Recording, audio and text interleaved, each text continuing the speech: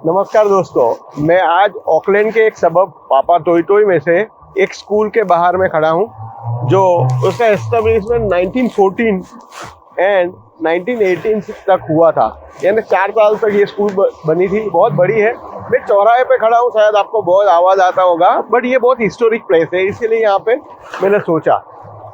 अभी बहुत सारे लोग जो है मेरे पास वेराइटीज ऑफ एज के लोग हैं, वेराइटीज ऑफ माइंड के लेवल के लोग हैं, और बहुत पढ़े लिखे लोग भी हैं, और 0 to 10 लेवल वाले भी हैं। तो सब अलग अलग लोग के अंदर एक क्वेश्चन बहुत सबसे ज़्यादा अभी आ रहा है, वो ये है कि सर मैं इन्वेस्टमेंट तो कर रहा हूँ बट मुझे रिजल्ट नहीं मिल रहा है। यानी फॉर एग्जांपल उन्होंने SIP की है, बट SIP के अंदर 1 साल 2 साल के अंदर जब देखते हैं तो 2 साल के अंदर वो रिजल्ट नहीं मिल रहा है। तो मैंने सोचा कि रिजल्ट क्यों नहीं मिल रहा है। तो बहुत सारे लोग फ़ोन करके मुझे बताते हैं, सर मैंने 2 साल हो गया, 3 साल हो गया, मेरे रिजल्ट जो मुझे चाहिए था वो नहीं मिल रहा है। तब जाके मैं उनको एक हमेशा स्टोरी बोलने की कोशिश करता हूँ। मैं आज आपको एक स्टोरी बताने जा रहा हूँ। ये स्टोरी ऐसी है कि सबसे पहले आपको बिलीव करना पड़ेगा। एक कैसे बिलीव होगा, तो एक लड़का था जो डेजर्ट में यानी रण मैदान के अंदर चल रहा था। बहुत दूर चला, जब चला तभी वो खो गया। एक्चुअल में उसको रास्ता नहीं मिल रहा था, बाहर आने का रास्ता मिल ही नहीं रहा था। अभी उसको प्यास लगी थी, वो ढूंढ रहा था यहाँ वहाँ, पानी, कहीं पानी मिल रहा नहीं था, कुछ खाना कुछ भी था नहीं, उसके पास सब खत्म हो चुका था। अभी वहाँ पे उसको एक दूर एक हैंड पंप जैसा मिला। वो हैंड पंप वो देख के दूर से उसको लगा कि शायद मेरे दिमाग में ये बन रहा है, बट एक्चुअल में ये रन के अंदर, ये डिजर्ट के अंदर वहाँ पे हैंड पंप कहाँ से आएगा। उसे बोला चलो अभी कुछ करने को तो है नहीं और मुझे पानी की तरस लगी है, तो क्यों ना मैं हैंड पंप के पास जाऊँ। वो हैंड पंप के पास गया, धीरे धीरे पहुँचा। जैसे ही हैंड पंप के पास गया तो वहाँ पे उन्होंने देखा कि एक छोटी सी बॉटल रखी हुई थी, और बॉटल के पास उसको एक लगा के यहाँ पे कुछ लिखा हुआ है। तो बॉटल के नीचे उसके अंदर लिखा था कि अगर आपको पानी चाहिए तो ये बॉटल में जो पानी भरा है आप पानी पी सकते हो, और आप जब पानी पी लेंगे तो आपकी प्यास बुझ जाएगी। तो उसको लगा कि लाओ ना ये बॉटल में जो है मैं पानी पी लूँ। जब पानी पीने की शुरुआत करने ही वाला था तो उससे एक छोटी सी चिट्ठी देखी, वहाँ पे नीचे पड़ी थी। वो चिट्ठी के ऊपर लिखा था कि अगर आपको एक बॉटल से ज़्यादा पानी चाहिए, यानी आपको जितना चाहिए उतना पानी चाहिए, तो आप एक काम करो, ये हैंड पंप खोलो, उसके अंदर ये पूरे बॉटल का पानी डाल दो और फिर पंपिंग चालू करो। उसने सोचा कि अगर मुझे ज़्यादा पानी चाहिए तो मुझे पंपिंग कैसे करूं, अगर करूं कि नहीं करूं। एक तो रन के अंदर, डेजर्ट के अंदर एक हैंड पंप, और हैंड पंप के अंदर एक पानी की बोतल जिसको उसको प्यास लगी थी, उसको पीने की ज़रूरत थी। बट वहाँ पे जो चिट्ठी लिखी थी उसका क्वेश्चन आया कि अगर यहाँ पे किसी ने लिखा है कि ये पानी में अंदर डालूंगा तो हैंड पंप से इतना पानी आएगा तो मैं नहा भी सकता हूँ, इतना ज़्यादा पानी आ सकता है। अभी वो सोचते सोचते वो हाँ ना करके बोला कि चलो एक बार ट्राई कर ही लेते हैं। जैसे हम लोग भी बोलते हैं कि हम लोग ट्राई कर ही लेते हैं इन्वेस्टमेंट के लिए। तो जैसे SIP में ट्राई करने के लिए वो बंदे ने ट्राई किया, वैसे ही भी उसने भी पानी डाल दिया हैंड पंप के अंदर, पंप किया और उसने पंपिंग करना चालू किया। जैसे ही पंपिंग करना चालू किया, थोड़े ही टाइम के अंदर कुछ आया नहीं। तो उसने बोला कि यार ये तो पानी था, ये मैं पी लेता तो एटलीस्ट मेरी प्यास तो बुझ सकती थी। अभी ये तो पानी भी नहीं आया, मेरा पानी भी चला गया, मेरी प्यास भी नहीं बुझी और मैं थक गया हूँ ऑल। थोड़े दिन के बाद उसने वापस वो चिट्ठी पढ़ी, उसके अंदर लिखा था, I believe, trust me, it will work. उसने बोला कि आई believe it will work, trust करने को बोला है, चलो एक बार और मैं ट्राई करता हूँ।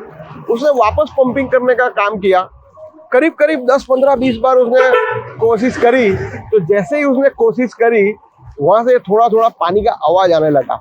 जैसे ही पानी का आवाज़ आया, उसने और दम से पंपिंग करना चालू किया और वहाँ पे पानी आया।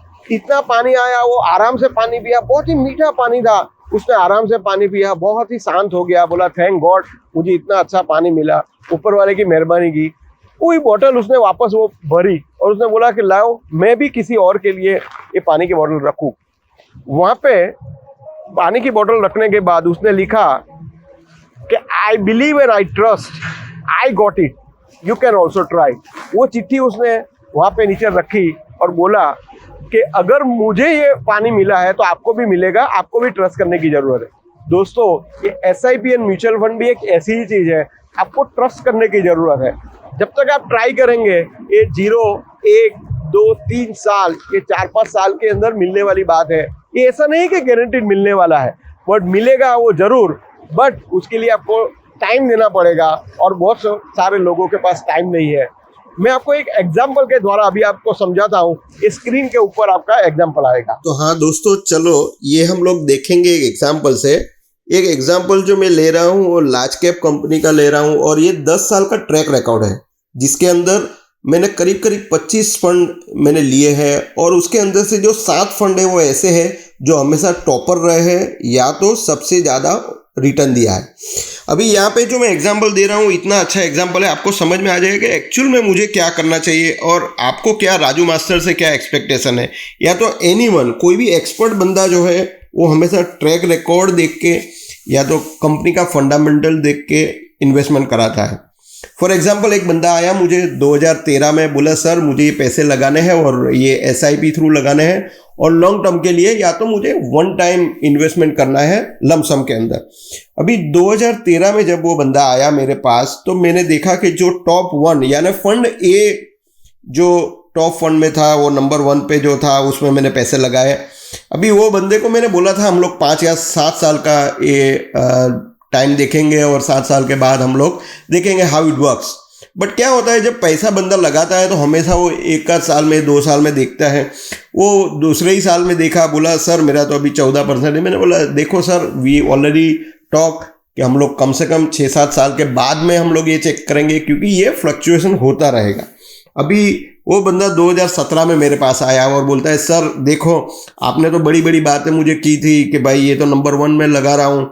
अभी 2014 में वो 14 नंबर पे है, 2015 में वो 17 नंबर पे है, 2016 में 24 में नंबर पे है, अभी आज ये 3 नंबर पे है। तो ये नीचे नीचे जा रहा है, मुझे लग रहा है हम लोग को कुछ मिस्टेक हो गई है, we have to change the fund.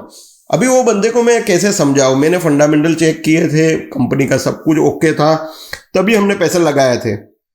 फिर अचानक से मैंने उनको बोला कि देखो 1 साल वेट करो और 2018 में लकीली वो नंबर 1 पे आया और 2019 में भी वो नंबर 1 पे आया। तब वो बंदा बोल रहा है नहीं राजू मास्टर आपने सही काम किया है, ये सही चलने दो। वापस 2020 में वो 2 नंबर पे आ गया।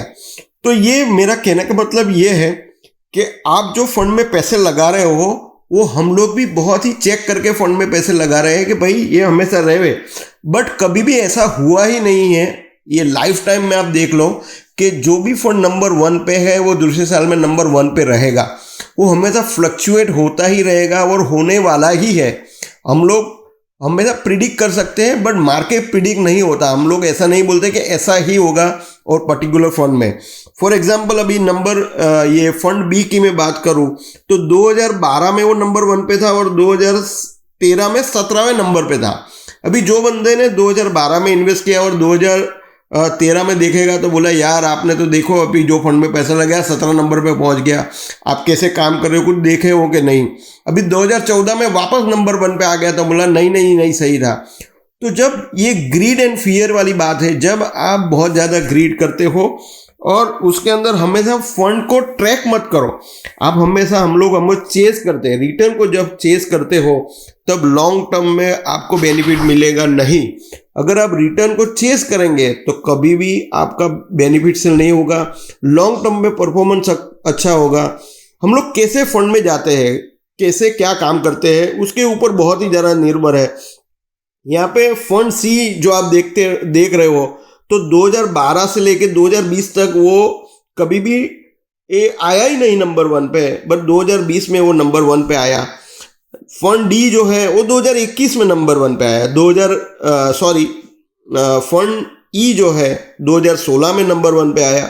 फंड F है जो 2017 में 1 नंबर पे आया और फंड G है वो 2015 में 1 नंबर पे आया। इट मीन्स कि ये फ्लक्चुएशन होता रहेगा। कोई भी एक फंड जो अभी फर्स्ट नंबर पे है वो फर्स्ट नंबर पे कभी रहने वाला नहीं है। अभी दूसरी बात ये है कि हम लोग को डाइवर्सिफिकेशन करना है। यानी यहाँ पे मैं आपको large cap, small cap, mid cap के बारे में बता रहा हूँ।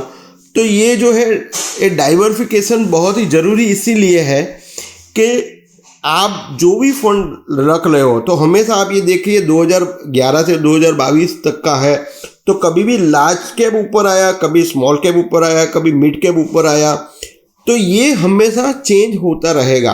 तो हम लोग को क्या करने की ज़रूरत है कि मुझे लॉन्ग टर्म परफॉर्मेंस में क्या होगा, क्वांटिटिव नहीं क्वालिटिव मुझे इन्वेस्टमेंट करना है, और ये नीड बेस और बैलेंस ये सब कुछ करने की ज़रूरत है, क्योंकि ये चेंज होता रहेगा। जितना अच्छा डाइवर्सिफिकेशन है large cap, mid cap, small cap में हम लोग मिक्स करेंगे। अभी तो फ्लेक्सी कैप का इतना अच्छा ज़माना है, फ्लेक्सी कैप में भी करेंगे तो भी हमारे लिए बहुत ही अच्छा हो सकता है।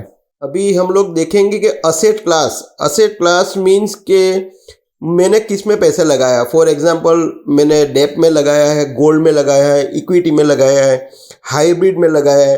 तो आप यहाँ पे देख सकते हैं कि नवंबर 2005 से लेकर मैंने मार्च 2022 तक लगाया है। तो इक्विटी में जिसने पैसा लगाया, किसी ने गोल्ड में लगाया, किसी में हाइब्रिड में लगाया, तो हमेशा ये आपको दिखता होगा कि ऊपर नीचे होता रहेगा। और ये जब ऊपर नीचे होता रहेगा इसीलिए डाइवर्सिफिकेशन की ज़रूरत है, और इसीलिए फंडामेंटली चेंज करने की ज़रूरत है। एंड लास्ट थिंग जो मुझे बात करनी है ग्लोबल यानी इंटरनेशनली, आप देखेंगे तो हमेशा यूएस जो है 2009 से लेके मैं 2021 तक आपको दिखा रहा हूँ, तो यूएस जब जब ऊपर रहा है इंडिया नीचे ही गया है, और इंडिया जब ऊपर गया है तो फॉर्चुनेट अनफॉर्चुनेट यूएस नीचे गया है। यानी अगर यूएस का मार्केट ऊपर है तो इंडिया का नीचे ही जाता है। वो सेम एज आप एशिया का पूरा देख लो, चाइना का देखो, वर्ल्ड का देख लो, मीन्स के आपको हमेशा डाइवर्सिफिकेशन की बहुत बहुत ज़रूरत है। मैं वंस अगेन एक ही बात आपको मैं करूँगा, कभी भी आप रिटर्न को चेस मत करो, आप परफॉर्मेंस देखो, और ये लॉन्ग टर्म, जितना लॉन्ग टर्म में जाएंगे और जितना विश्वास रखेंगे, जैसे मैंने आपको बताया कि जो हैंडपम्प है उसके नीचे जो चिट्ठी लिखी हुई है, I believe it, we believe, हम लोग कभी ये पैसा लगाते हैं जब मैं खुद बिलीव करता हूँ, मैं मानता हूँ, मेरा खुद का ट्रैक रिकॉर्ड में चेक करता हूँ, सब कुछ करने के बाद मुझे लग रहा है कि ये सही है, इसलिए हमने पैसा लगाया है। आई होप मैंने आज थोड़ा डिटेल में आपको बात की है, तो I hope you like it.